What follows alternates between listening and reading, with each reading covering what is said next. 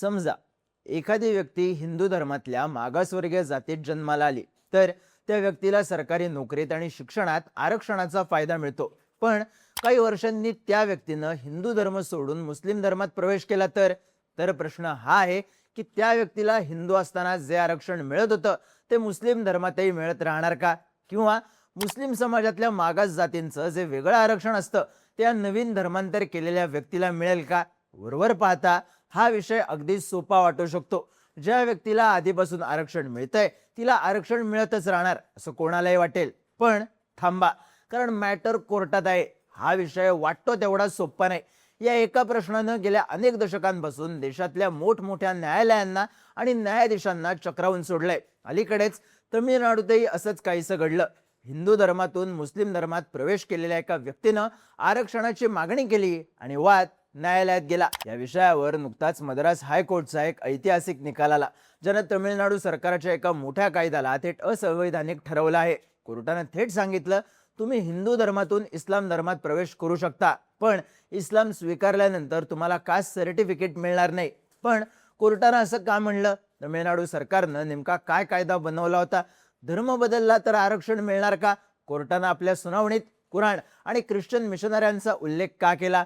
सगळा विषय समजून घेऊ या व्हिडिओमधून. नमस्कार, मी चिन्मय आणि तुम्ही पाहताय बोलबिडू.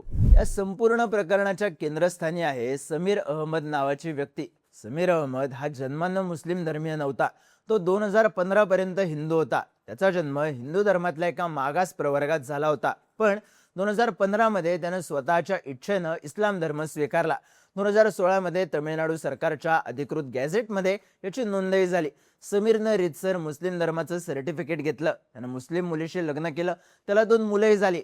इथपर्यंत सगळं काही ठीक चाललं होतं. पण खरा ट्विस्ट तेव्हा आला जेव्हा समीर अहमदनं तमिळनाडूच्या स्थानिक तहसीलदारांकडे एका खास दाखल्यासाठी अर्ज केला.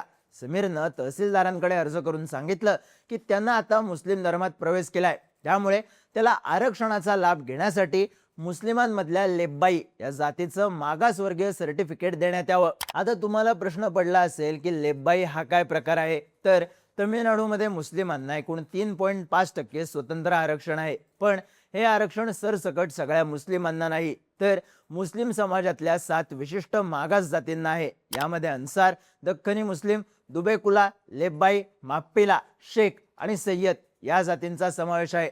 समीर अहमदचं म्हणणं होतं की त्यानं इस्लाम धर्म स्वीकारलाय, त्यामुळे त्याला लेब्बाई मुस्लिम जातीचं 3.5% आरक्षण मिळायला हवं. पण तहसीलदारांनी त्यांचा अर्ज फेटाळला. तहसीलदारांनी म्हणलं, समीरनं मुस्लिम धर्म स्वीकारला, पण तो जन्मानं लेब्बाई नाही, त्यामुळे त्याला या जातीचं सर्टिफिकेट मिळणार नाही. तहसीलदारांकडून अशा प्रकारे नकार मिळाल्यानंतर समीर अहमदनं थेट मद्रास हायकोर्टात धाव घेतली. त्याच्या दाव्याचं समर्थन करणारा तमिळनाडू सरकारचा एक आदेश होता. हा आदेश सरकारनं 9 मार्च 2024 रोजी जारी केला. त्या आदेशात तमिळनाडू सरकारने म्हणलेलं, जर हिंदू धर्मातला backward class, most backward class किंवा अनुसूचित जाती यांमधल्या कोणत्याही व्यक्तीनं इस्लाम धर्म स्वीकारला तर त्या व्यक्तीला मुस्लिम धर्मातल्या त्या 7 अधिकृत मागास जातींपैकी एका जातीचं सर्टिफिकेट दिलं जाऊ शकतं. म्हणजेच सरकारच्या निर्णयानुसार धर्मांतरित मुस्लिमांना आरक्षण मिळण्याचा मार्ग मोकळा होता. तमिळनाडू सरकारच्या मागासवर्गीय आयोगानं सरकारला शिफारस केली होती की जे लोक हिंदू धर्मात असताना आरक्षणाचा लाभ घेत आहेत त्यांनी जर धर्म बदलला तरी त्यांचं आरक्षण हिरावून घेतलं जाऊ नये. यामुळे सामाजिक समतोल बिघडणार नाही असा सरकारचा दावा होता. समीर अहमद याच सरकारी आदेशाचा हवाला देऊन कोर्टात केस लढत होता. मद्रास हायकोर्टात समीर अहमदची केस न्यायमूर्ती JR स्वामीनाथन आणि न्यायमूर्ती PB बालाजी यांच्या खंडपीठासमोर आली. या खंडपीठानं तमिळनाडू सरकारचा हा आदेश पाहिला आणि कोर्टानं या प्रकरणाची व्याप्ती वाढवली. मद्रास हायकोर्टाने या केसमध्ये तमिळनाडू सरकारलाही खेचलं.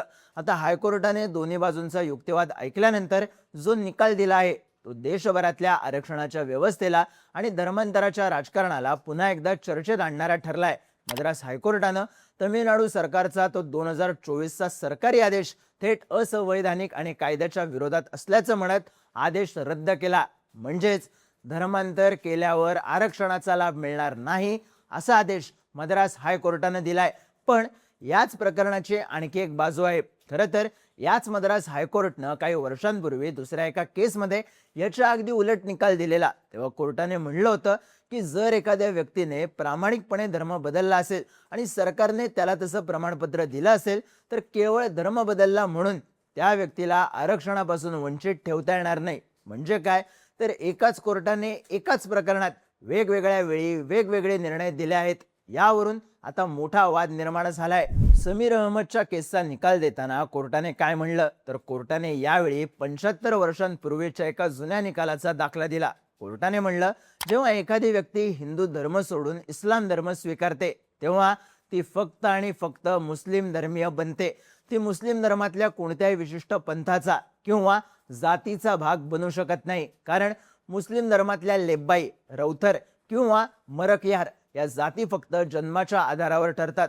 तुम्ही कागदावर धर्म बदलू शकता पण जन्मानं मिळालेली जात बदलू शकत नाही, असा निकाल कोर्टानं त्यावेळी दिला होता. याचाच उल्लेख समीर अहमदच्या केसमध्ये करण्यात आला.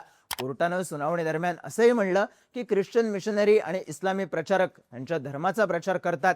आमच्या धर्मात सगळे समान आहेत, इथे कुठलीही जाती व्यवस्था नाही असा प्रचार करतात. मग आता हा भेदभाव कशाला, असा प्रश्न मद्रास हायकोर्टानं विचारलाय. न्यायालयानं शेवटी स्पष्ट केलं की जेव्हा एखादी व्यक्ती इस्लाम धर्म स्वीकारते तेव्हा तिथली स्थानिक मशीद तिला मुस्लिम धर्माचं प्रमाणपत्र देते. त्या प्रमाणपत्रात कुठेही असं लिहिलेलं नसतं की ही व्यक्ती आजपासून अमुक अमुक जातीची मुस्लिम बनली आहे. त्यामुळे सरकार आपल्या मनानं कोणालाही मुस्लिम आरक्षणाच्या यादीत कोंबू शकत नाही. हा प्रकार पूर्णपणे गैर इस्लामी आणि बेकायदेशीर आहे, असा निकाल उच्च न्यायालयानं दिलाय. आता या संपूर्ण वादाच्या मुळाशी एक प्रमुख गोष्ट आहे, ती म्हणजे आरक्षण हे धर्माच्या आधारे मिळतं की सामाजिक मागासलेपणाच्या आधारे. पहिली बाजू सांगते की आरक्षण हे कोणत्याही व्यक्तीला नाही तर एका विशिष्ट अधिसूचित समुदायाला मिळतं. त्यामुळे सरकार केवळ एका आदेशानं बाहेरून आलेल्या व्यक्तीचा त्या समुदायात समावेश करू शकत नाही. पण याच संदर्भातली दुसरी बाजू सांगते की आरक्षणाचा मूळ हेतू सामाजिक आणि शैक्षणिक मागासलेपणा दूर करणं हा आहे. जर धर्म बदलूनही एखाद्या व्यक्तीची सामाजिक आणि आर्थिक स्थिती बदलत नसेल, त्या व्यक्तीचा समाज मागासलेलाच राहत असेल, तर मग त्या व्यक्तीचं आरक्षण का काढून घ्यायचं. पण मद्रास हायकोर्टच्या या नव्या निकालानंतर तमिळनाडू सरकार सुप्रीम कोर्टात जाण्याच्या तयारीत आहे. त्यामुळे हा वाद आता फक्त तमिळनाडू पुरता मर्यादित राहिलेला नाही. आता सुप्रीम कोर्ट यावर जो काही अंतिम निर्णय घेईल त्याचा परिणाम संपूर्ण देशाच्या आरक्षणाच्या धोरणावर आणि धर्म परिवर्तनाच्या कायद्यांवरती होणार आहे. तुम्हाला काय वाटतं, धर्म बदलल्यानंतर आरक्षण कायम राहायला हवं की रद्द व्हायला हवं? तुमची मतं आणि प्रतिक्रिया कमेंट करून नक्की सांगा. आणि माहितीपूर्ण व्हिडिओज पाहण्यासाठी बोलबिडूच्या YouTube चॅनलला सबस्क्राईब करायला विसरू नका.